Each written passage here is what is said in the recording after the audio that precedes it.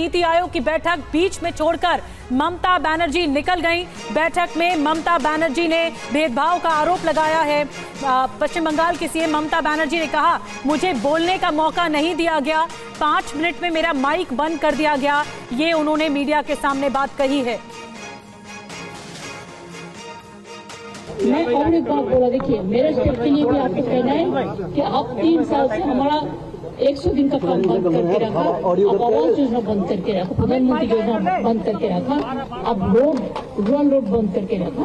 ऐसे कोई गवर्नमेंट नहीं चलते हैं। आपको डिस्क्रिमिनेट नहीं करना चाहिए। If you discriminate between your party and other party, how the country will run? When you are in power, you have to take care for all. Boman আছে boys and girls. বুমন আছে मैंने जो बोलना एक ने बोला है, उसका बाद में बस मैं हूँ माइक स्टॉप कर दूँ। आप छोड़कर आ रहे हैं बीच में। हम नाराजगी की वजह से दीदी आपने की वॉकआउट मैं बोलने चाहते थे दादा लेकिन मेरे को बोलने के लिए वो 5 मिनट में स्टॉप कर दिया। जब हमारा से बहुत आगे जो बोला है 5 जन, उन लोगों ने कोई 20 मिनट बोला, कोई 15 मिनट बोला, कोई 10 मिनट बोला।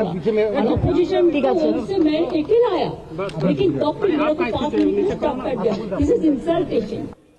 तो ममता बनर्जी को आपने सुना, उन्होंने आरोप लगाया है कि मुझसे पहले जो लोगों ने बोला, उन्होंने 15 मिनट बोला, 20 मिनट बोला, लेकिन मेरा जो माइक है 5 मिनट बाद ही बंद कर दिया गया। बड़ा आरोप उन्होंने लगाया है। उन्होंने कहा है कि केंद्र सरकार दबाना चाहती है पश्चिम बंगाल को, और एक बार फिर से उन्होंने इस बात को उठाया है। एक बार फिर आरोप लगाया है कि मुझे मौका मिला था, मैं और बोलना चाहती थी, लेकिन मुझे बोलने नहीं दिया गया, मेरा माइक ही बंद करवा दिया गया। पीयूष पांडे हमारे साथ और ज्यादा जानकारी के साथ जुड़ गए हैं। पीयूष, बड़े मुद्दे उठाए ममता बनर्जी ने। इससे पहले जब वो मीटिंग में शामिल होने के लिए आ रही थी दिल्ली, तब भी उन्होंने बड़े मुद्दे उठाए थे, और एक बार फिर से उन्होंने कहा है कि मैं और बोलना चाहती थी पश्चिम बंगाल के मुद्दे पर, लेकिन बोलने नहीं दिया गया, माइक बंद करा दिया गया।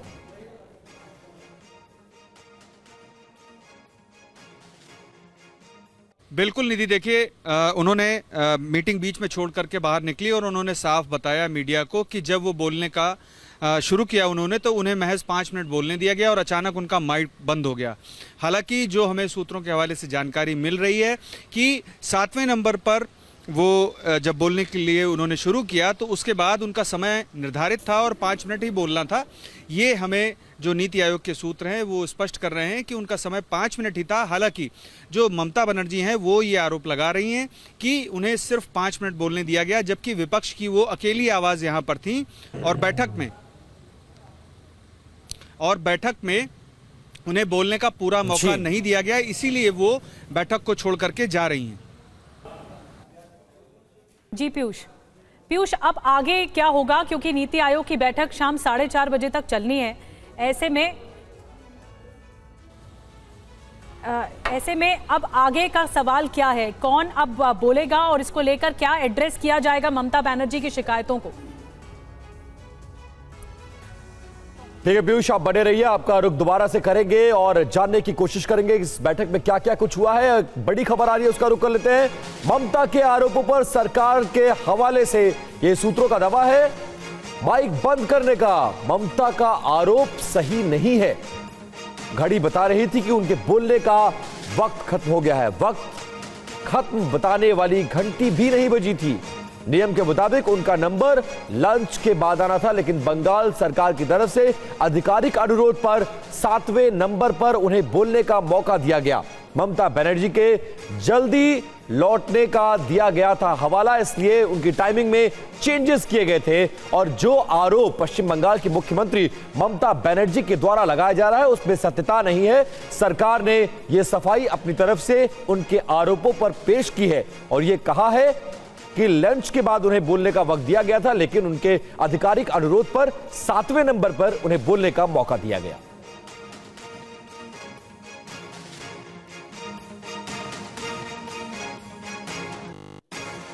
तो नीति आयोग की जो बैठक है उस बैठक में पहुंची थी ममता बनर्जी आज शामिल होने के लिए।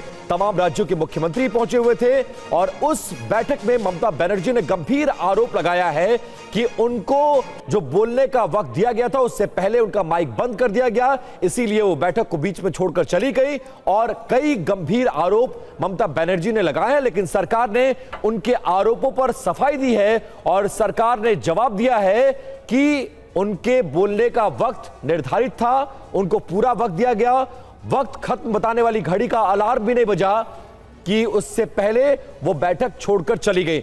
आनंद प्रकाश पांडे ज्यादा जानकारी के साथ हमारे साथ फोन लाइन पर जुड़ गए। आनंद, इस पूरे मामले में दो वर्जन आ रहे हैं।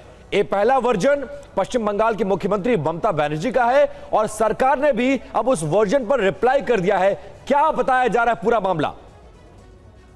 देखिए, सरकार की तरफ से कहा जा रहा है कि पश्चिम बंगाल के मुख्यमंत्री ने जो ये आरोप लगाया कि उनको बोलने नहीं दिया गया, पूरी बात नहीं रखने दी गई और उनका जो माइक है बीच में स्विच ऑफ कर दिया गया, जबकि एनडीए और बीजेपी शासित राज्यों के मुख्यमंत्री थे उनको 15 से 20 मिनट दिया बोलने के लिए। सरकार ने के इस आरोप को ये कहते हुए खारिज किया है कि पहले तो सरकार ने अपनी तरफ से एक बड़ापन दिखाया, क्योंकि जो भी सीएम बोल रहे थे वो अल्फाबेटिकली बोल रहे थे। इस हिसाब से वेस्ट बंगाल की मुख्यमंत्री के नाते ममता बनर्जी का जो नंबर आता है वो लंच के बाद उनका बोलने का नंबर आता है। लेकिन पश्चिम बंगाल गवर्नमेंट ने सरकार से रिक्वेस्ट की थी कि ममता बनर्जी क्योंकि जल्दी जाना है तो ऐसे में उनको पहले मौका दिया गया, यानी लंच के बाद उनको मौका दिया गया बोलने का और उनको बीच में टोका भी नहीं दिया। हालांकि उनका टाइम हो गया था, जितना उनको बोला था, जितना समय मुकर्रर था वो समय पूरा हो गया था, लेकिन उनको जो माइक था सरकार ने इसको ये बात खारिज किया गया है कि उनके माइक को बंद किया या फिर जो घंटी होती जिसके बाद ये पता चलता है कि आपका समय होगा, वो बेल भी नहीं बजी थी। तो ऐसे में जो आरोप ये लगा रहे हैं उसको सरकार की तरफ से खारिज किया गया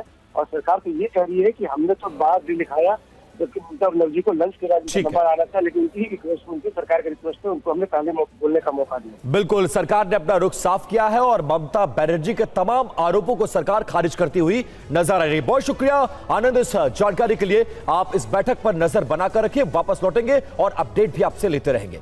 और चलिए इसी को लेकर एक और बड़ी खबर आपको बताएं। नीति आयोग की बैठक से पहले सीएम शिंदे ने कहा कि विकसित भारत का विजन तय हो रहा है, तो वहीं संजय राउत ने विपक्ष की अनदेखी का आरोप लगाया। आप सुनिए।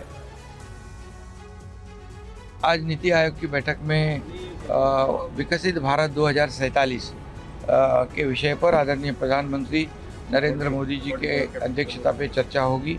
महाराष्ट्र के विकास के बारे में भी चर्चा होगी, केंद्र सरकार के सहयोग के बारे में चर्चा होगी और 2047 में विकसित भारत बनाने के लिए, देश को आर्थिक महासत्ता बनाने के लिए जो सपना आदरणीय मोदी जी ने लिया है उसको पूरक हमारा महाराष्ट्र राज्य काम कर रहा है। नीति आयोग के आज के बैठक में इंडिया ग्रुप के मुख्यमंत्री नहीं जाएंगे, ये लगभग तय हो गया है, क्योंकि तमिलनाडु के मुख्यमंत्री स्टालिन साहब ने तो पहले कहा है कि हम नहीं जाएंगे।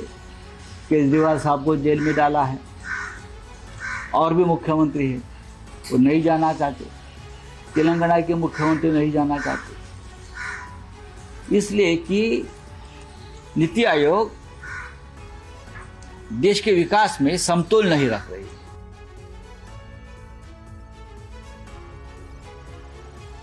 और नीति आयोग की बैठक में शिरकत करने के लिए मध्य प्रदेश के मुख्यमंत्री मोहन यादव भी पहुंचे। उन्होंने बैठक से पहले कहा कि प्रधानमंत्री मोदी पूरे देश पर ध्यान दे रहे हैं, तो विपक्ष ने सरकार के दावों को खारिज कर दिया। यशस्वी प्रधानमंत्री के नेतृत्व में जिस प्रकार से पूरे देश पे ध्यान दिया जा रहा, दुनिया में भारत की इज्जत बढ़ी है, मध्य प्रदेश भी कदम से कदम मिला करके बढ़ना चाहता है। इसी कारण से मैं स्वयं भी मध्य प्रदेश की ओर से आज इस बैठक में शामिल हो रहा हूँ और हमारे कई सारे अलग अलग प्रकार के नवाचार भी है, कई काम हमारी सरकार ने किए भी है, कई करने की संभावना भी है।